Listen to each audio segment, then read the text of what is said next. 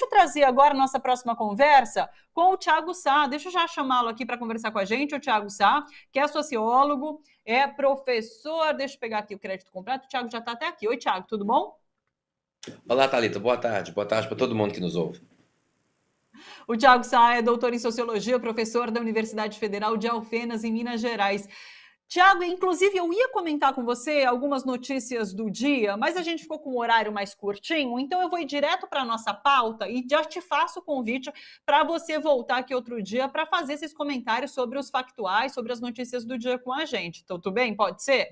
Combinado. Mas hoje a nossa conversa é sobre pesquisa eleitoral, principalmente para tentar entender como se faz a interpretação de cada uma delas, né? Eu vou trazer já de começo esse exemplo da semana passada, que a gente teve duas divulgações de pesquisas com resultados muito diferentes entre si, né? E todo mundo ficou se perguntando, mas poxa vida, uma pesquisa trazia ali a diferença entre Lula e Bolsonaro de 5 pontos ali na corrida presidencial, né? No dia seguinte, uma outra pesquisa trazia a diferença de 14 pontos. Então, assim, muitos dos nossos comentaristas têm dito isso. Olha, não dá para comparar pesquisas, a pesquisa ela é feita ali por si só, inclusive não dá para... Ela é muito a fotografia do momento, então, de repente, não dá para fazer dois comparativos entre elas.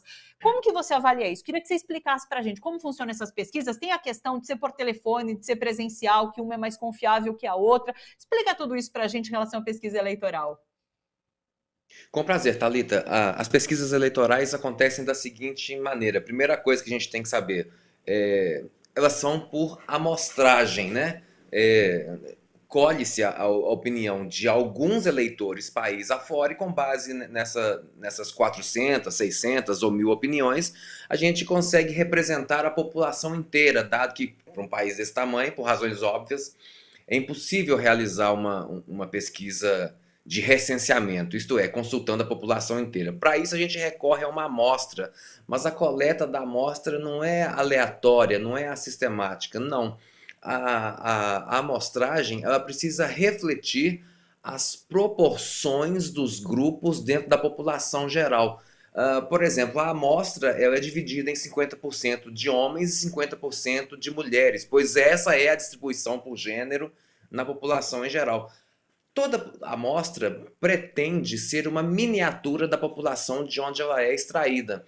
Então, os entrevistados do norte, do sudeste, do sul e do centro-oeste são coletados conforme a proporção dessas respectivas regiões na população geral. Feito esse cálculo, colhe-se a amostra respeitando a distribuição etária, as faixas de renda. O objetivo é coletar uma boa, uma fiel miniatura da população geral.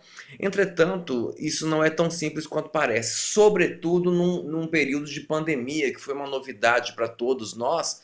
Imagina para os pesquisadores, para os institutos de pesquisa.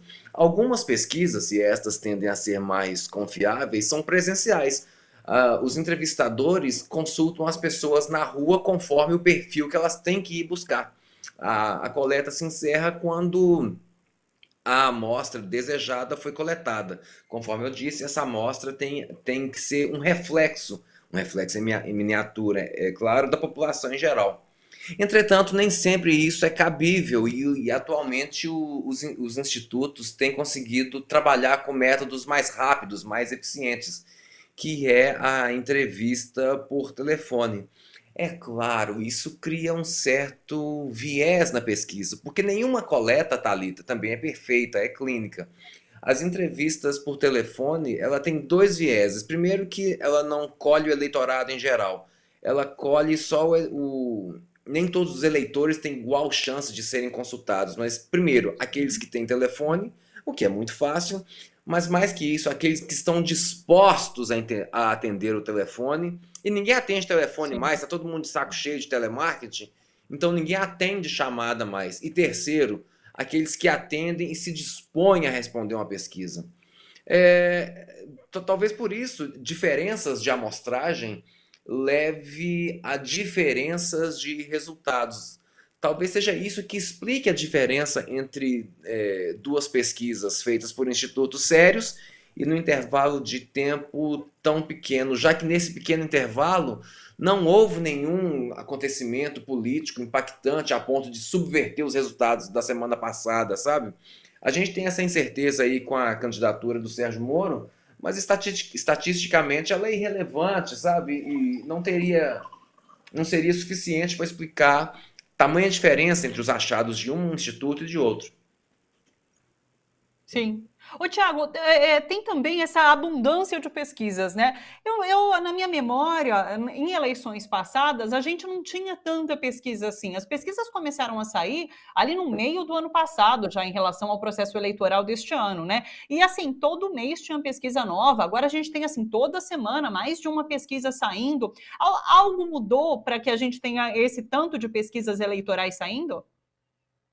Há bons institutos no mercado agora embora sejam jovens, acumulam muita competência metodológica, muita competência estatística, e o volume de pesquisas não varia apenas em função do número de bons institutos no mercado, mas os contratantes estão cada vez mais interessados em resultados imediatos, né? Por exemplo, a XP, que é uma investidora, tem contratado muita pesquisa. Então, além de ter mais institutos no mercado, tem mais contratantes também. Já temos os Sim. grandes e bons institutos, Quest, Datafolha, IPESP, que é o ESIBOP, tem o Data 360. Sim, são mais ou menos os mesmos, viu, Thalita? Que os contratantes é que estão mais ávidos por resultados atualizados. Faltam o quê? Poucos meses, faltam menos de 6 meses para as eleições. O cenário parece-me até aqui estável, eu diria até um pouco monótono, né? O Lula segue em liderança, o Bolsonaro acumula aquela rejeição em torno de 50%. Por outro lado, ele tem aquele eleitorado fiel de pouco menos de 30% do eleitorado. Existe uma candidatura que enganosamente teimam em chamar de centro democrático, de terceira via, mas que é uma candidatura de direita que quer se desvincular do apoio pretérito dado ao Bolsonaro e que quer lançar uma chapa própria, mas não tem nome, não tem apelo, não decola, não tem voto. O cenário parece-me bem estável, então o pessoal quer investir muito para tentar mapear mínimas mudanças em tempo real, sabe? Tá bem consolidado, né? Com quem eu conversava, acho que o Fernando Brito há umas 2 semanas, e ele trouxe essa análise desde o meio do ano passado, de fato, de pesquisas que começaram a sair até esse momento. Esse cenário de intenção de voto de Lula e de Bolsonaro tem pouca variação, né? Lula roda ali sempre entre os 40%, um pouquinho mais, um pouquinho menos, e Bolsonaro fica em torno dos 25%. A gente pode ter esses resultados como resultados consolidados praticamente, a não ser que algo realmente mude muito agora daqui para frente. Lembrando que a campanha eleitoral vai começar ainda, né? E daí isso pode mudar, mas até o momento a gente pode dizer que tem resultados consolidados. Tem resultados consolidados, estáveis, variam um pouco ao longo das semanas. As alterações que acontecem no cenário político até são poucas, são abundantes, mas são irrelevantes, são de pouco impacto. Ninguém está muito interessado no que a Simone Tebet acha ou o que a troca de partidos pelo Moro representa. Isso não tem tido impacto. Não é polarização, né? Mas as duas candidaturas que lideram a disputa estão dadas, e assim creio que será até as eleições, sabe?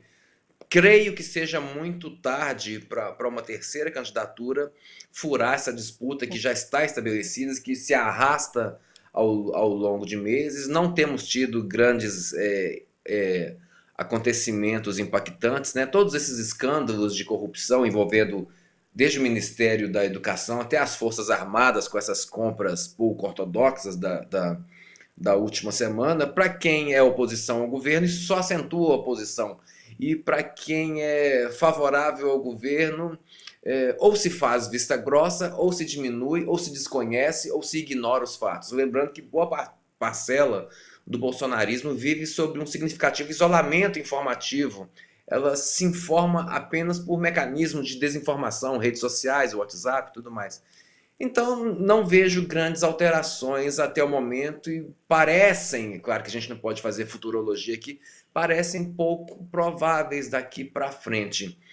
A única força que pode influir, que pode alterar esse cenário, são as campanhas eleitorais. E nisso parece-me que o bolsonarismo está mais adiantado. Eles trabalham muito bem com tecnologias digitais, com engajamento de público. A gente pode até se questionar curso de quê, né? De discurso de ódio, desinformação, não interessa. O fato é que ele consegue mais mobilizar voto, ele consegue mais engajar seu eleitorado. Até o momento, isso é só uma percepção pessoal minha, eu tenho sentido que a campanha do Lula na oposição ainda está uma campanha morna, inocente, ingênua, ultrapassada em alguns temas, reciclando legados de governos passados e pregando para os convertidos. Quero ver se como é que isso vai ficar daqui para frente. Parece-me que a campanha do Bolsonaro, e a gente já sabe disso desde 2018, ela é mais equipada, ela é mais antenada, ela é mais robusta, ela maneja muito bem tecnologias digitais de informação. Só para encerrar, já que você trouxe 2018, inclusive, e quem diz, a gente fala sobre estabilidade, sobre consolidação de números em relação à corrida eleitoral, mas e quem diz que em 2018 as pesquisas eleitorais erraram todas? Como que a gente responde a isso? Isso não é verdade, Thalita, embora isso tenha sido repetido à exaustão naquela época, isso não é verdade. As pesquisas apontavam a popularidade crescente do Bolsonaro e indicavam, num primeiro momento, que ele estaria no segundo turno e que as chances dele eram muito grandes. Acontece que a escalada dele, você vai se lembrar disso, foi muito repentina. Ele foi de total desconhecido a eleito. E nesse sentido, cada rodada de pesquisa é um retrato dessa escalada. Ela fica velha muito rápido. Os resultados da pesquisa, como fotografia de um momento que são, retratam o hoje. Daqui a 2 semanas são dados velhos. Então, daqui a 2 semanas, e foi isso que aconteceu, chamar isso de que errar é leviano, não é que eles erraram. Os resultados ficaram velhos porque o cenário era muito inquieto, você vai se lembrar disso. Você se lembra a turbulência política que foi na época. Então, quando alguém te falar que os institutos erraram, eles não erraram, não. Eles mapearam com muita precisão a ascensão dele. E como a ascensão foi muito repentina, foi muito rápida e bem consolidada, a cada semana os dados da anterior ficavam obsoletos. Então, aí, claro, aí olhar para trás e chamá-las de errado é muito fácil. Não foi isso. Elas estavam certas, mas foram ficando velhas porque o cenário político foi mudando muito repentinamente. Era um mundo com o qual ainda não estávamos habituados, de desinformação massiva, de discurso de ódio, de compartilhamento espontâneo de conteúdo bolsonarista, e foi a única candidatura que soube trabalhar com isso. Isso foi muito impactante, isso foi decisivo. Então as pesquisas não erraram, elas ficaram velhas porque o cenário era incerto.